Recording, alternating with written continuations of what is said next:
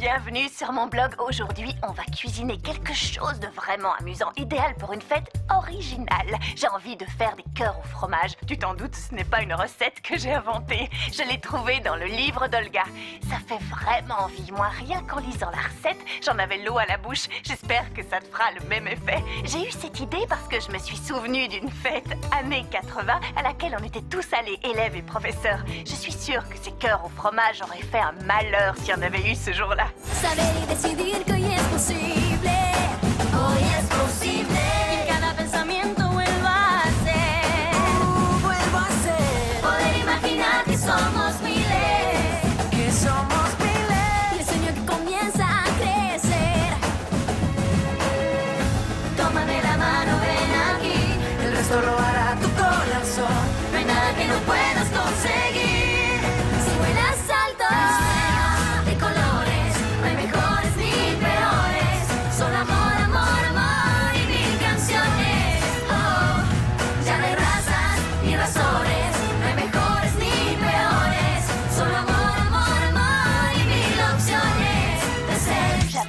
Un excellent moment à cette fête, mais ce qui nous a le plus amusé, c'est de se déguiser. Revenons à nos cœurs au fromage. Pour les réaliser, j'ai besoin de tous ces ingrédients. Il y a de la ricotta, du parmesan râpé, du comté, du gruyère. Il me faut aussi des noix, du paprika doux, des pistaches, des légumes que j'ai fait cuire et que j'ai hachés, des graines de pavot. Et il y a aussi des choses au réfrigérateur. Des tranches de jambon blanc, des tranches de jambon cru, du salami. Tout ce qui te fait plaisir peut faire l'affaire. Attends, je vais prendre une photo comme ça, tu verras bien tous les ingrédients.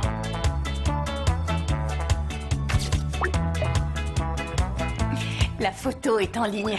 Attends, voilà. La première étape consiste à battre tous les fromages jusqu'à obtention d'une mousse onctueuse. Je vais utiliser ce robot. Si tu es trop jeune, n'hésite pas à demander l'aide d'un adulte. Je vais mixer tous les fromages.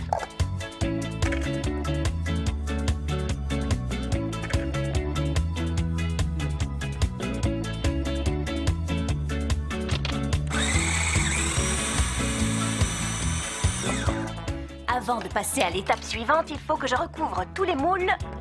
Je les ai choisis en forme de cœur, avec du film étirable.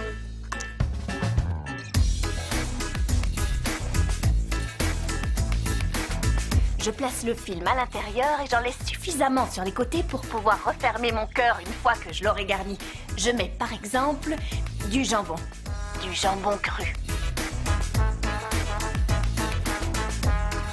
Avec un petit peu de pistache.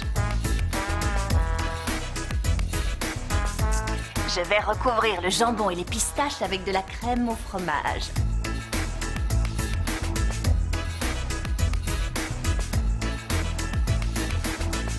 Pour finir, je referme le film. Le suivant, j'ai envie de le faire au paprika. Tu sais quoi ? Maintenant que j'y pense, le paprika est utilisé pour assaisonner la viande rouge. Je sais aussi qu'on peut en mettre avec le poulet. Mais je ne sais pas à base de quoi c'est fait et si on peut en faire soi-même. Je ne connais qu'une personne qui peut répondre à ça. Je vais appeler Olga pour voir si elle peut me donner un coup de main. Encore faut-il qu'elle soit disponible. Bonjour Angie. Salut Olga, comment tu vas? Je vais bien.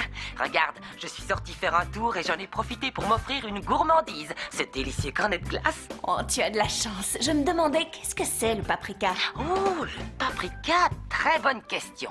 En fait, comment t'expliquer? Le paprika, c'est une épice. À base de poivron rouge.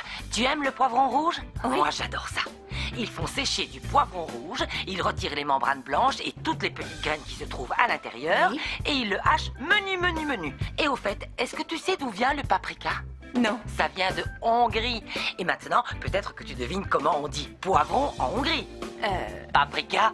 C'est vrai? Ah, merci Olga. Et le paprika, désolée, je t'empêche de manger. On peut le faire soi-même? Évidemment, le paprika maison, c'est incroyablement savoureux.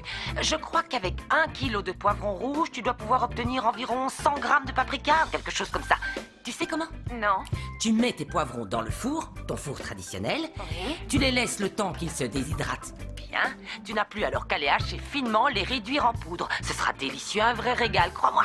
Super, je te remercie Olga, tu es vraiment géniale. Tes conseils sont toujours simples et efficaces.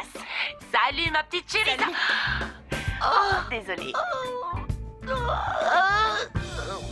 Elle pleure, elle est triste, mais bon, la connaissant, elle va se racheter une glace et tout va s'arranger. Et maintenant, on sait qu'on peut confectionner son propre paprika et on sait même comment faire. Je vais pouvoir reprendre la préparation de mes cœurs au fromage.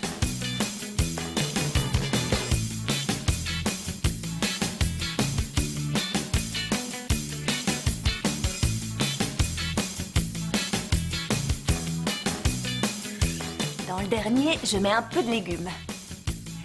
C'est mon 4e et dernier cœur au fromage. Je le ferme bien. Je vais prendre une photo pour te montrer. Oh, j'espère que ce sera réussi. Approche.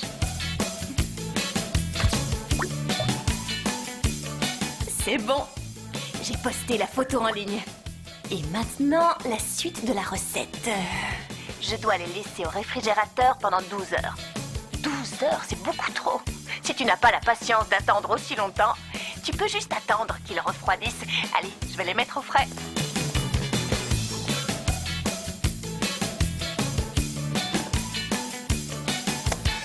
C'est l'heure de sortir mes cœurs au fromage. Ils doivent être bien frais après tout ce temps au réfrigérateur. Oui, ils sont bien froids, ça devrait suffire. Je n'ai plus qu'à les démouler, les sortir délicatement du film étirable et leur insérer un bâton en bois à l'intérieur. Comme un bâtonnet de glace. Je me lance. Regarde. Mon premier cœur. Attends. Je crois que c'est comme ça. Ah, c'est superbe.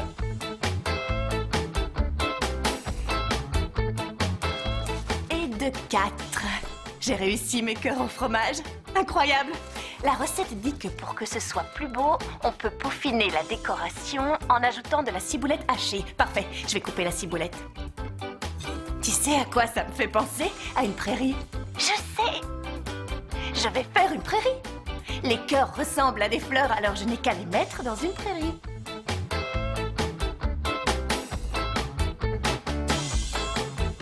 Alors, viens voir par là.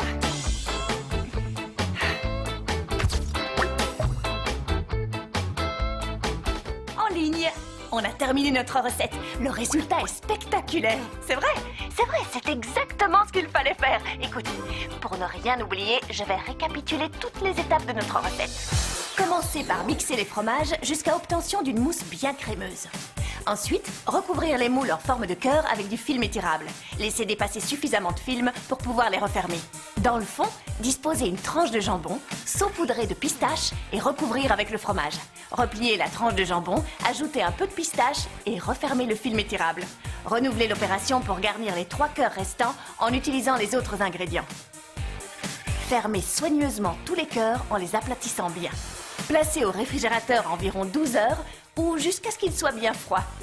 Démoulez les cœurs, retirez le film étirable et insérez un bâtonnet en bois. Pour terminer, décorez en réalisant une prairie avec des brins de ciboulette. Je dois t'avouer que quand j'ai lu la recette, je me suis dit que c'était bien trop compliqué pour moi. Mais non, tu vois, il faut se lancer. Ça vaut la peine de prendre des risques. Mes cœurs au fromage ont vraiment fière allure. J'ai hâte qu'ils organisent une nouvelle fête au studio. Je leur en préparerai des aussi réussis. Je vais en manger un. Non, en fait, ce n'est pas l'heure de manger.